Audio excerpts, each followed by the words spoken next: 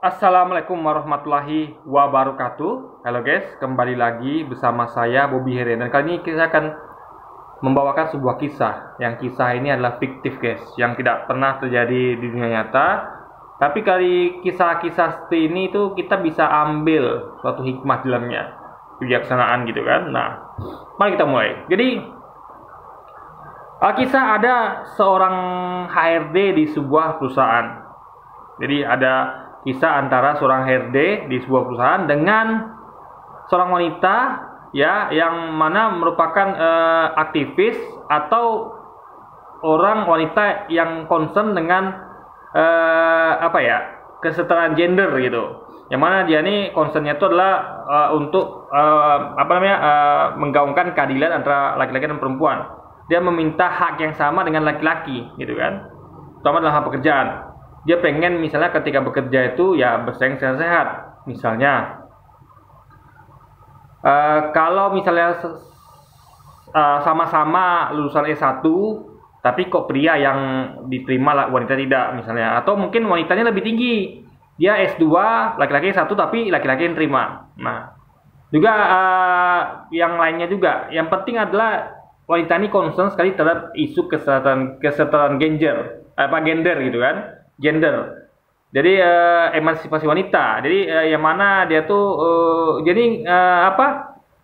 nggak paham dengan bahwa kodratnya laki-laki wanita itu diciptakan punya hak dan kewajiban serta tanggung jawab yang beda guys, nggak sama ya kan. Jadi nggak bisa samakan laki-laki dan wanita. Nah dari kisah ini kita bisa ambil hikmah nanti kalau orang-orang seperti wanita ini ya, aktivis ini atau wanita yang konsumen itu harus bisa melihat dari sudut pandang berbeda, sudut pandang yang masuk akal, sudut pandang yang mengutamakan kebijaksanaan, mengutamakan akal sehat dibandingkan hanya menginginkan sesuatu yang tidak relevan tuh guys ya. Karena sekali lagi ya saya katakan ya, tanggung jawab istri dan tanggung jawab wanita dan laki-laki itu beda guys, haknya kewajiban juga beda, nggak bisa samakan. Jadi gini. Jadi pada suatu hari ya, perusahaan ini membutuhkan karyawan 10 orang. Lalu dibuka lowongan kerja gitu kan. Nah, lalu datanglah orang-orang melamar. Jadi waktu itu ada 10 orang laki-laki dan 10 orang perempuan melamar di perusahaan tersebut. Nah, lalu perusahaan ini kan dikasih tanggung jawab ke HRD itu untuk menyeleksi siapa saja yang bisa mengisi kerja di situ. Nah kebetulan posisinya itu adalah pekerjaan yang tidak terlalu skillful lah, maksudnya tuh tidak membutuhkan pendidikan tinggi. Yang penting tamat SMA aja bisa gitu kan, karena pekerjaannya itu nggak seperti harus mengerjakan sesuatu yang rumit gitu guys. Nah lalu ada 10 orang laki-laki dan 10 orang wanita. Nah setelah dari hasil dari interview dan segala macam, setelah sang HRD ini melihat berkas-berkasnya masuk, dia juga menginterview dan segala macamnya, lalu dia mengumumkan bahwa yang diterima di kerja perusahaan adalah 10 orang laki-laki, sementara 10 orang wanita tidak diterima. Ya karena lalu sang wanita aktivis ini ya, kebetulan mungkin wartawan juga, itu langsung memblow out di media, mengatakan bahwa inilah tidak terjadi lagi ketidakadilan, emansipasi wanita dikangkangi misalnya gitu kan. Jadi ada sebuah perusahaan, jadi dia menulis di media tersebut, ini ada perusahaan, HRD perusahaan itu menerima 10 orang laki-laki tapi tidak menerima, alias menolak 10 orang wanita gitu kan. Padahal diteliti dia lagi kan, padahal pendidikan laki-laki semuanya tamat SMA, tapi wanita ini S1 semua gitu kan, ada yang S2, S3 gitu kan, tapi laki-laki ini tamat SMA semua gitu.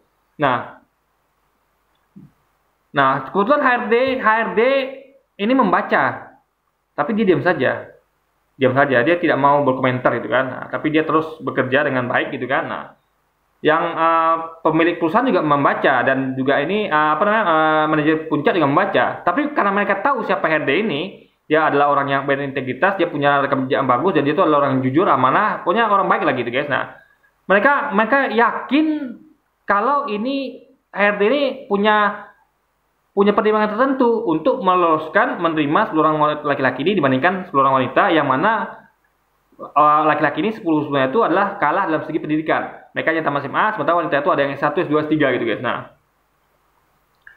Lalu waktu berlalu kan. Nah, pada suatu waktu ya berapa minggu atau bulan kemudian, perusahaan ini butuh karyawan lagi. Ya kan? Nah, butuh karyawan lagi, dia butuh 10 lagi, guys. Ya kan? Kebetulan dia ekspansi gitu kan, ceritanya gitu kan. Anggap aja gitu, guys. Jadi dia ekspansi dan dia butuh karyawan lagi. Nah, waktu itu datanglah melamar. Ya. Datang melamar. Kebetulan yang melamar itu adalah 10 orang laki-laki lagi, tapi wanita cuma ada 3. Wanita cuma ada 3. Mungkin wanita-wanita itu melihat bahwa sebelumnya kita di situ melamar nggak diterima gitu kan. Mungkin udah beredar karena gencar berita di media yang ditulis oleh aktivis ini. Mungkin orang-orang wanita pada malas melamar di situ karena mereka tahu kan nanti kalau kita melamar itu dia kemarin yang tamat SMA cuman laki-laki diterima 10 orang, yang wanita tamat S1 S2 S3 nggak diterima. Sebelumnya tidak diterima sama sekali gitu kan. Nah, mungkin mereka agak kapok gitu kan. Ini kayaknya kita nggak, ini HRD ini nggak adil pada wanita gitu kan. Nah, ternyata yang terjadi, guys, HRD ini menerima 3 orang wanita ini, sementara 10 laki-laki ditolak. Harusnya kan, padahal mereka semua itu cukup, guys, cukup untuk sama dengan pekerjaan sama ya, hanya butuh tamat SMA. Nah, kebetulan wanitanya ini cuma tamat SMA, 3 orang ini. Nah, tamat SMA 3 orang ini, laki-lakinya malah ada S1, S2, S3, guys. Gitu. Tapi nggak diterima semua laki-laki ini, padahal laki-laki ini lebih tinggi pada wanita. Segi pendidikannya gitu kan. Tapi yang diterima justru wanita 3 orang ini yang cuma tamat SMA gitu kan. Nah, lalu heranlah ini orang-orang gitu kan. Media ini, aktivis ini. Loh, kok seperti ini gitu kan? Kemarin Bapak HRD ini meloloskan 10 orang laki-laki yang cuma tamat SMA, sementara tidak menerima 10 orang wanita yang tamat S1 ke atas. Tapi sekarang kok kebalik gitu kan? Dia malah menerima 3 orang wanita yang hanya lama SMA, tapi 10 orang laki-laki yang tamat S1, S2, S3 tuh malah tidak terima. Nah, logikanya lagi, dia berpikirkan dengan logikanya gitu kan. Logikanya lagi, ini harusnya kan masih kurang 7 orang lagi formasi itu. Kan dia butuh 10 orang perusahaan. Kenapa nggak terima laki-laki 7 orang ini? 3 orang nggak terima. Kan untuk mempaskan 10 orang itu kan. Nah, mulai dia berkecamuk pikiran dalam hatinya kan. Ini apakah yang terjadi? Jadi dia heran dengan sikap HRD ini gitu kan. Dia betul-betul bingung, guys. Akhirnya, yang selama ini dia nggak pernah tabayun, dia datang, guys. Mencoba mewawancari HRD. Ya kan? Lalu dia mendatangi HRD itu dan meminta waktu untuk komunikasi, untuk interview lah gitu kan. Akhirnya HRD ini mengizinkan dan akhirnya mereka berbincang gitu kan, berbincang. Nah, yang owner sama manajer puncak nih melihat itu tuh mereka nggak merasa, mereka merasa aneh, tapi mereka merasa yakin juga nih ada sesuatu yang ini, mereka tuh percaya penuh dengan HRD ini karena memang rekam jejak rekor yang bagus gitu kan. Memang mereka dipercaya benar sama HRD ini karena orangnya punya integritas, orangnya jujur, orangnya memang bijak gitu kan. Nah, akhirnya diadakanlah interview oleh wanita ini terhadap HRD ini. Lalu akhirnya wanita ini bertanya, Pak, saya ada banyak kebingungan di hati saya, Pak, di pikiran saya, Pak. Kenapa kok kemarin itu dia cerita lagi kan? Bapak tahu nggak? Saya tuh nulis di media yang saya bekerja di sebuah perusahaan media, Pak, di media X gitu kan. Di situ saya menuliskan tentang Bapak. Bapak itu kemarin saya tulis itu tidak adil, ya kan? Bapak tuh tidak pro terhadap emansipasi wanita. Bapak itu mengerdilkan bersikap delikasi terhadap wanita gitu kan. Bapak memilih seorang laki-laki yang hanya tamat SMA, lalu Bapak tidak memilih seluruh perempuan yang tamat lebih tinggi itu tamatannya. Ada S1 sampai S3 bahkan, guys. Lalu seperti itu nggak? Saya tahu kata HRD itu saya tahu dalam nulis itu. Tapi Bapak kenapa diam saja? Karena saya lebih tahu daripada yang nulis itu, kata dia gitu kan.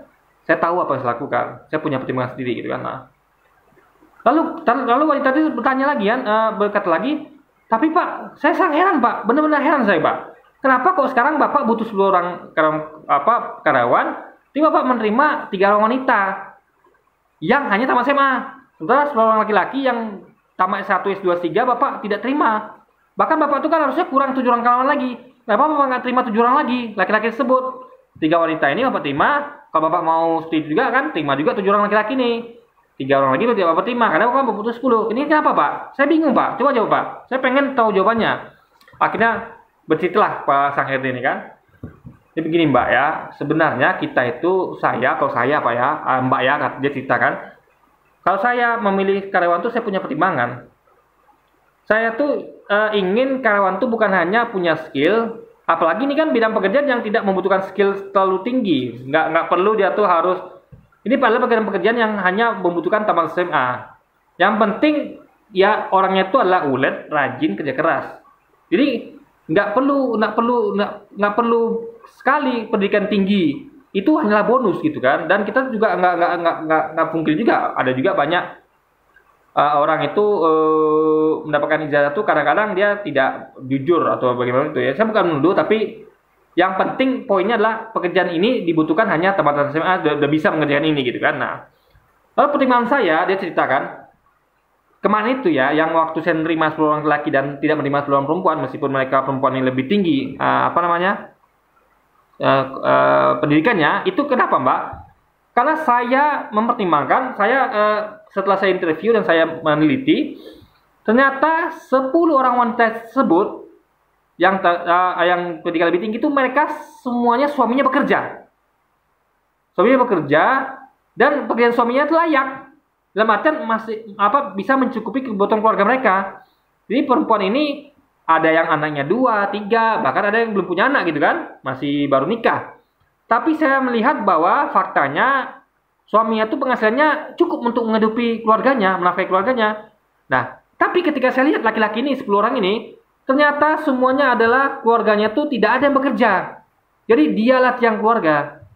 Saya pertimbangkan ini 10 orang laki-laki ini nganggur semua dan mereka tuh mereka tuh mau kerja, guys. Karena kalau mereka nggak kerja, anak mereka nggak makan, nggak bisa sekolah dengan layak gitu kan. Sementara mereka selama ini kerjanya serabutan, kadang makan, kadang tidak gitu kan. Makanya saya dengan kebijaksanaan, dengan mempertimbangkan kebijaksanaan, saya memilih seorang laki-laki ini. Toh juga pekerjaan yang dibutuhkan itu pendidikannya nggak mesti S1, S2, S3. Dan saya pertimbangkan lagi mereka nih dengan kebutuhan seperti itu, mereka harus menafkahi keluarga, mereka akan bekerja lebih rajin daripada wanita tersebut. Kenapa? Karena mereka memang butuh pekerjaan. Mereka akan membuat apa saja, akan bekerja sebaik mungkin untuk bisa diterima dan bisa mempertahankan pekerjaannya. Karena mereka harus menanggung tanggung jawab yang berat di pundaknya. Karena mereka lah harapan keluarganya. Kalau mereka nggak dapat kerja, keluarganya nggak makan gitu, atau nggak sekolah anak-anaknya. Sementara wanita 10 tadi itu dia suaminya bekerja semua dengan layak, bisa menafkahi keluarganya. Jadi seandainya pun saya tidak terima wanita 10 orang ini, mereka masih bisa hidup, masih bisa tercukupi kehidupan keluarganya dan nafkah suaminya. Itu pertimbangan saya menerima orang laki-laki ini. Lalu aktivis ini tentu, penulis ini wartawan ini tentu dia melongo gitu kan. Lah, lalu Pak, dia tanya lagi, kenapa Bapak ketika yang kedua itu Bapak menerima 3 orang wanita ini? Padahal mereka cuma tamat SMA. Sementara yang 10 orang itu Bapak tolak. Padahal mereka S1, S2, S3 laki-laki itu. Nah, lalu dia menjawab lagi, nah, kalau ini Mbak terjadi sebaliknya Mbak. Ya, 3 orang wanita ini, ya setelah saya interview, saya teliti, ternyata mereka ini adalah suaminya nganggur. Memang baru habis PKK dan memang nggak ada sumber pemasukan bagi mereka ini, nggak ada 3 orang wanita ini. Walaupun mereka tamat SMA, ya kan? Dan saya lihat mereka mampu dan mereka tentu butuh pekerjaan ini karena mereka harus menafkahi suami dan anak-anak mereka karena suaminya belum dapat kerja. Memang belum bekerja, memang susah, belum ada kerjaan itu, guys. Nah, sementara laki-laki 10 ini ya, sampai 1, 2, 3 nih, mereka ada yang masih lajang. Mereka itu masih punya usaha. Jadi ada yang punya usaha, dia pengen lebih kaya lagi gitu kan. Dia pengen lebih kaya lagi atau mungkin ya dia udah punya nih, dia punya pilihan lain. Saya tanya kan, ini ada juga yang dia tuh disuruh menjalankan usaha keluarga. Tapi dia karena egonya, karena gengsinya, dia nggak mau. Dia maunya nggak ikut orang tuanya, dia maunya kerja sendiri. Nah, itu saya pertimbangkan, dia masih bisa itu kerja meneruskan usaha keluarganya. Nah, makanya saya tidak terima 10 orang ini, lalu saya terima 3 orang wanita ini karena mereka lebih butuhkan.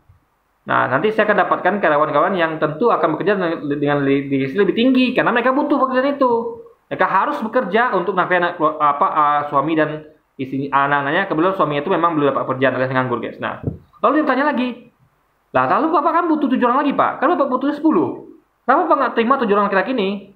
Kenapa bapak biarkan ini kosong 7 lowongan ini gitu kan? Nah, lalu bapak ini HRD menjawab lagi, gini mbak, makanya kita tuh harus belajar untuk tabayun gitu, untuk bertanya, dan untuk kita tuh harus ya menimangkan bukan hanya melihat di atas kertas saja atau cuma lihat sekelebat saja, enggak mbak, kita harus lebih dalam. Nah ternyata dari 3 orang wanita ini saya mendapatkan berita bahwa mereka punya saudara juga, saudara-saudara yang mana mereka ini pengen bekerja, ya kan? Cuman karena karena mereka ini dia kan punya lagi, mereka masih punya teman-teman dan saudara-saudara yang pengen bekerja, yang butuh pekerjaan, tapi mereka tuh belum sempat membuat lamaran, ibaratnya tuh belum sempat melamar ya, karena mereka karena mungkin banyak hal lah gitu kan. Intinya adalah saya menunggu mbak, tujuh lagi nih dari info dari teman-teman kita yang 3 orang ini gitu. Dan saya juga ada mendengar di beberapa kenalan itu ya, yang memang butuh kerjaan gitu kan. Nah maka saya tunggu dulu gitu mbak. Jadi mending saya tuh menunda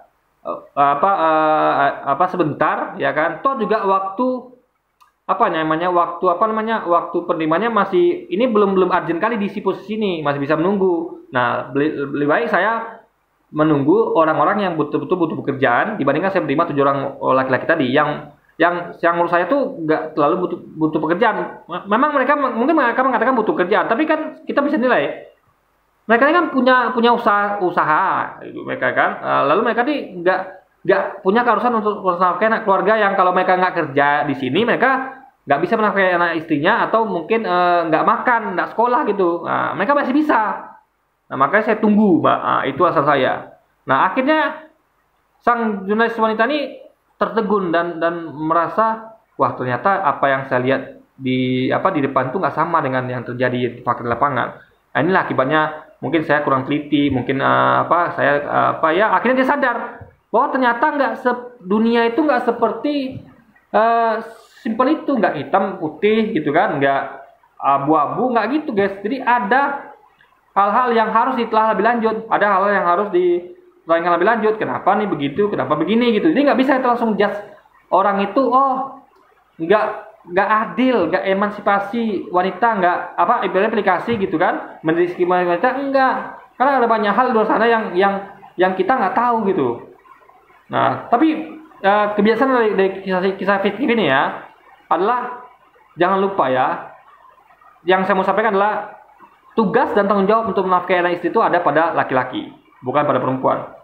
Sehingga kalau laki-laki lebih butuh pekerjaan dibanding wanita, ya kita kasih pekerjaan ke laki-laki, karena mereka harus menunaikan tanggung jawabnya di pundak mereka, yaitu menafkahi anak istri. Karena kalau laki-laki tidak bisa menunaikan tugasnya, dia akan disalahkan oleh istrinya, anaknya, mertuanya, orang tuanya. Kenapa nggak becus, nggak bisa menafkahi keluarga? Tapi kalau wanita tidak akan disalahkan. Wanita misalnya tidak mampu menafkahi keluarga, dia tidak akan disalahkan.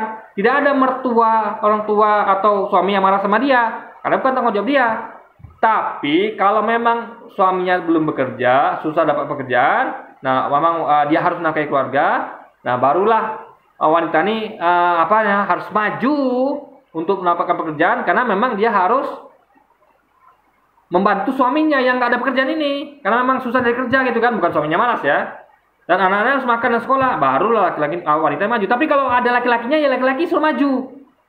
Nah, karena kita tahu ya guys ya, lowongan pekerjaan itu bukannya banyak. Jadi gap antara lowongan kerja dengan yang mau kerja tuh sangat timpang. Yang orang mau kerja banyak, lowongan sedikit. Makanya saran hemat kita ya, biasanya kita hari ini adalah wanita ngalah. Ya, janganlah Anda tuh mengambil porsi pekerjaan yang harusnya diambil oleh laki-laki. Ya, jangan.